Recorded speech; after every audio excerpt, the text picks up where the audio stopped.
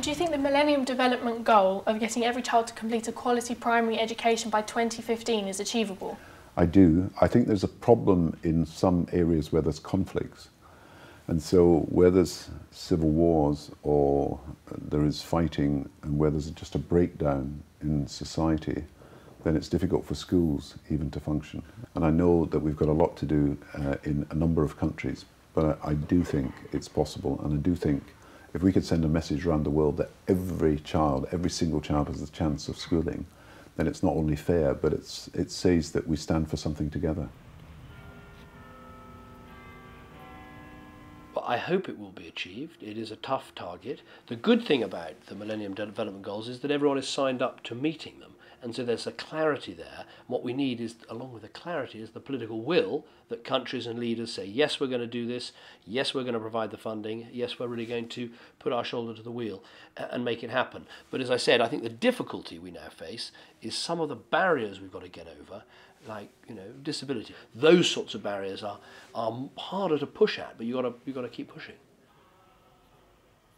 I think it's completely achievable if we maintain our ambition.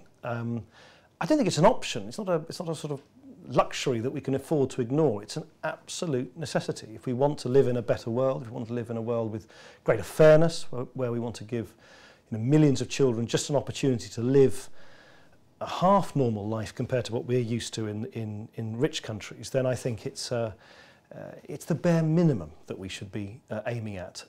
But yes, we need to maintain the ambition to want to do it and to take the difficult decisions to make it happen.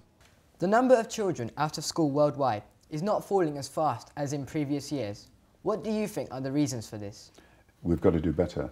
In the last few years, probably 40 million children have got to school, but there are still more than 70 million children who don't go to school.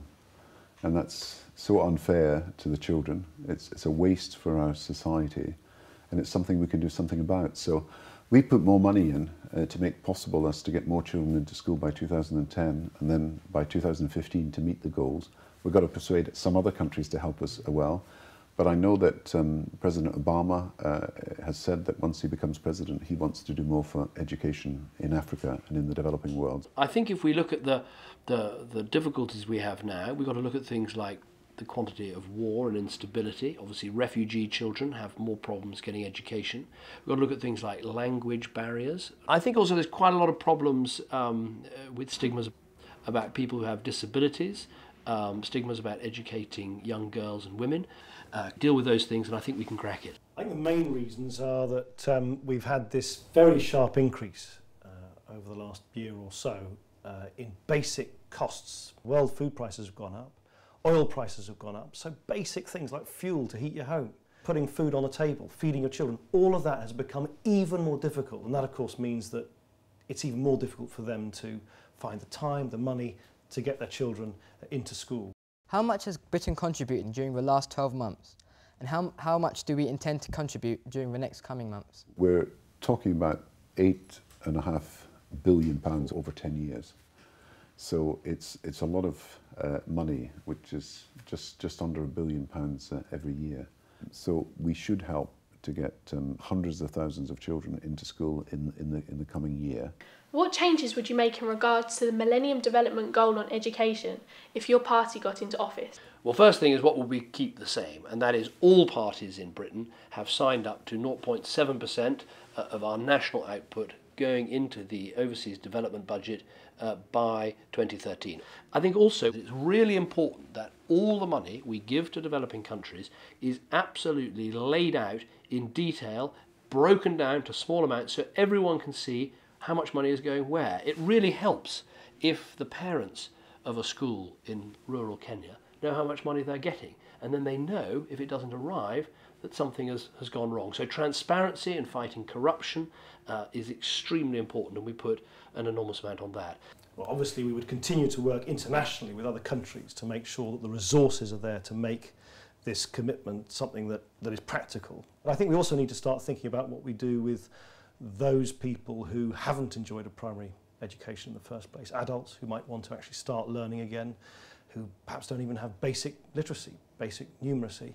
And we need to think about what we do with the children who do get a primary education, what happens to them next. So that's how we would meet the goals, but also start broadening them as well. What do you think are the main things that need to happen to ensure that this goal is met? Train teachers, build classrooms, get all the teaching materials that are necessary. And it's very important that girls get chances, because traditionally there's been more opportunities for boys and girls don't get the chance of education, and that's really important that girls also get the chance of education. So all these things have to be done to make possible the education transformation we want to see. We need to make sure that developed countries, keep up their supply of aid and make sure that they go on funding the programs they're funding, even though there are economic difficulties in the Western economies. We need people to repeat their commitment to the Millennium Development Goals, and we need the political will, both in developed countries and in developing countries, to make sure that we actually deliver what everyone has promised. I think the main thing is to pursue all the Millennium Development Goals at the same time. I think what we sometimes forget is that they're all linked. You know, there's an intimate link between poverty and being able to send your child to school. There's a link between making sure that people can afford their fuel, can afford their food, can live in a secure environment where the rule of law means something. All of these things are linked. Do you think the global campaign for education and pupils like us getting involved makes any difference to the number of children getting a chance to go to school? Yeah, because you're sending a message around the world that it's important. So every campaign and every individual who participates in the campaign can make a difference. And I think the global campaign for education has done a tremendous job, and I think you should be very proud of your involvement in that, from the time that we together met Nelson Mandela to now, when you've maintained your interest and your determination to give young people, every young person, the chance. Yes, because it raises awareness. You know, you have to remember that in politics, all issues are fighting for the attention of the media, fighting for the attention of politicians, fighting for the attention of the world. And the more you can have campaigns like yours, saying this is the issue that matters, getting young people into school all over the world, the more you'll get funding for it, the more you get attention for it, and the more that can happen. So I think it is very important. I think it makes a massive difference. I think you should be incredibly proud of what you're doing. And I know from spending a lot of time in schools up and down the country, talking to school children in my own constituency in Sheffield who are part of this ongoing campaign to force political leaders to honour their commitments to meet the Millennium Development Goals, that it makes a huge difference. It makes a huge difference if us politicians know that you're watching. That's what a democracy is about. It's about people putting pressure, keeping politicians straight by saying, look, you promised to do this, now go away and do it. And I think the way you're going about it really is a perfect example of precisely the way to put pressure on government and politicians of all parties to do the right thing.